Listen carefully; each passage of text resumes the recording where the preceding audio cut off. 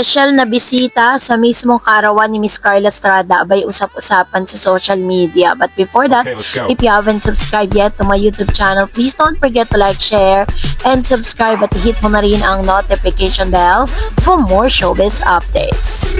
Bago tayo of course magpatuloy sa ating updates for today's video, nais ko pong pasalamatan kayo for always watching and trusting this channel. Thank you so much sa inyong laging panonood at palagi ang pagsubaybay sa mga updates po natin. Maraming salamat po. Usap-usapan ang ilan sa mga naging ganap ni Mr. Daniel Padilla sa kanya pong katatapos lang na concert sa Sultan Kudarat, kung saan almost 600,000 people ang umattend sa naganap na concert na ito. At 10 oras pa lang ang nakakaraan ng ipinost ng management ni Mr. Daniel Padilla that he was in Cebu right now, no? Dahil usap-usapan ang kanyang ginawa o yung kanyang humanitarian na ginawa dito po sa lungsod ng Cebu. According po sa news, ay nagpaabot ng tulong itong si Mr. Daniel Padilla sa mga taga Cebu. Madaling araw, noong Martes nang lumipad pa Cebu si Daniel Padilla para tumulong sa pamimigay ng pangkabuhayan showcase sa mga pamilyang grabing pininsala ng Bagyong Tino. Hindi lang basta ayudang food packs ang pinimagay ni Daniel at ng owners ng iniendorso niyang coffee shop, dahil pang matagalang tulong yon para muli silang makabangon sa pagkakalugmok sanhi ng pinagdadaan ng kalamidad. Katuwang ni DJ ang mga may-ari ng brand sa pag-aabot ng libreng franchise ng coffee shop at pangkabuhayang showcase sa mga biktima ng bagyo sa Talisay City. Nagkaroon din ng pagkakataong makausap at makamusta ng aktor ang mga nasalanta ng bagyo. Nakakatuwa nga na bukod sa tulong at negosyo ay aminado ang mga residente ng Talisay na napasaya rin sila nang makita at makausap nila si Daniel. So yung presence pa lang ni Daniel Padilla ay pinasalamatan na po ng ilan sa mga kababayan natin sa Cebu. Dahil nga syempre, 'di ba, parang bibihira lang talaga sa mga artista na nagpaabot ka na ng tulong, pumunta ka pa. So, yun yung pinagpapasalamat ng mga taga Cebu, no? So, dito po, pinakita niya yung ilan sa mga tulong na ipinaabot niya, no? Kasi si Carla Estrada po is from that place, if I'm not mistaken, no? Kaya talagang grabe po yung tulong na ipinapaabot ni Mr. Daniel Padilla, coming from their own pocket po yan, no? Kung galing man yan sa mga sponsors ni Daniel, at least is naging rin siya instrumenta para maipaabot yung kanyang tulong para sa mga kababayan natin na nasalanta po ng bagyo. Hindi pa man kasi natatapos yung kanilang kalbaryo sa kabi-kabilaang lindol, ay binagyo naman ulit ang Cebu, no? Talisay, Cebu. Kaya talagang siya po mismo. So, yan po yung pinaabot niyang tulong. It was Don Macchiatos franchise pangkabuhayan showcase. So yun po yung pinaabot niyang tulong. Through this ay talagang nakita po natin yung effort ni Mr. Daniel Padilla, no? Samantalang agad din nagtrending sa social media ang video kung saan makikitang hinihintay pa ni DJ ang mga fans na tumatakbo para lang makapagpa-feature sa kanya sa may airport.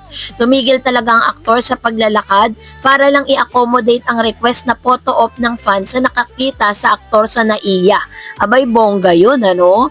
So, pinag-uusapan din ngayon kasi natatapos lang po kasi ng birthday po ng nanay.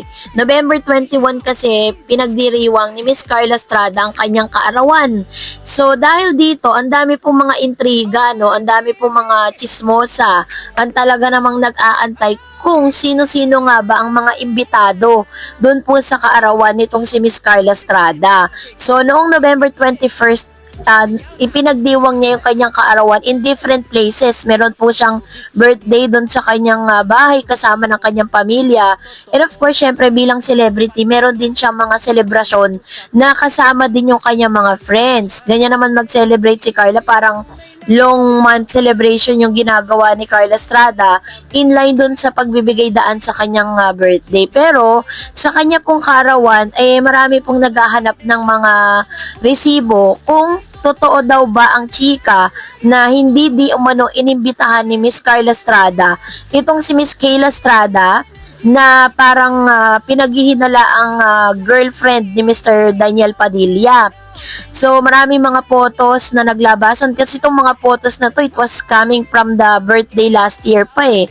Last year pa po ito yung binigyan ni Daniel si Carla ng isang luxury na relo. No? So, yun yung kanya regalo sa kanyang nanay, sa kanyang mother. And then, sa post ni Carla Estrada is marami rin mga nagpadala ng flowers, pero hindi natin makita kung sino yung caption niya, kung sino yung mga nagpadala, no? Pero, yun nga, naging special nga yung celebration ni Miss Carla Estrada.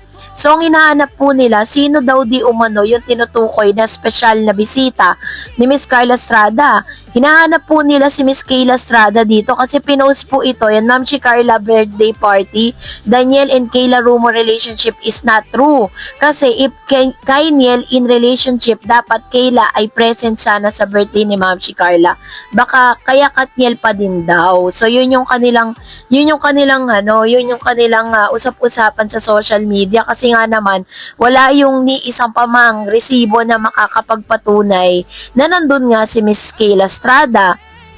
So, para lang po maging balance din, no? Malay naman natin, inimbitahan si Kayla. Kasi magkaibigan naman si Daniel tsaka si Miss Kayla Estrada. Kaso nga lang, baka hectic ang schedule ni Miss Kayla, kaya hindi po siya nakapunta. Possible po yun kasi may dahil magkakaibigan si Miss Rupa Gutierrez, Miss Janice de Belen, diba, magkakaibigan sila eh. So, si Miss Sunshine Cruz, diba? So, tingnan na lang natin kung sa mga susunod na araw na celebration, kasi parang yung mga kasama nila rito, hindi naman mga showbiz personality, 'di ba? Hindi naman parang mga close friend ata to ni Carla or mga glam team niya or kasama niya dun sa kanyang opisina, no, bilang isang public servant. So, yun yung yun yung pinagbabasihan ng ilang mga Katniel fans, 'di ba? Bakit daw wala si Kayla sa mismong kaarawan ni Miss Carla Estrada? Number 1, pwedeng inimbitahan siya ni Miss Carla Estrada kasi hindi nga lang siya pumunta, or number 2, pwede rin hindi siya invited kasi hindi naman talaga sila related ni Daniel, 'di ba? Pwede rin yun eh. Kaso, sa mga lumalabas po na resibo na madalas na nakikita si Kayla at si Daniel na nagsha-shopping, tapos talaga nag-hangout silang dalawa. So, talagang di pa rin maaalis, kasi ngayon uso na ngayon na parang taguan na eh. Tinatago na nila yung mga karelasyon nila para hindi sila nachichismis, 'di ba? Pero kay Kayla at kay Daniel, very obvious na lagi silang magkasama pero wala pa ring aminan hanggang ngayon. So, yun po ang tanong ng marami. Bakit daw wala si Kayla? Totoo kaya ang chika na talagang para kay Miss Carla Estrada, si Catherine pa rin ang gusto niya para kay Mr. Daniel Padilla. Pero, sabi nga ni Daniel, 'di ba? Ibigay na raw natin sa kanila 'yun. Tanging si Daniel Padilla lang at Kayla Estrada makasasagot sa mga issue na 'yan. So, kayo po, anong niyong saloobin patungkol dito? Mag-comment kayo sa comment section. And that's it for today. For more videos and updates, please don't forget to like and subscribe. And please don't forget to follow my Facebook page, Dar Eds TV and Dar Eds channel. God bless everyone!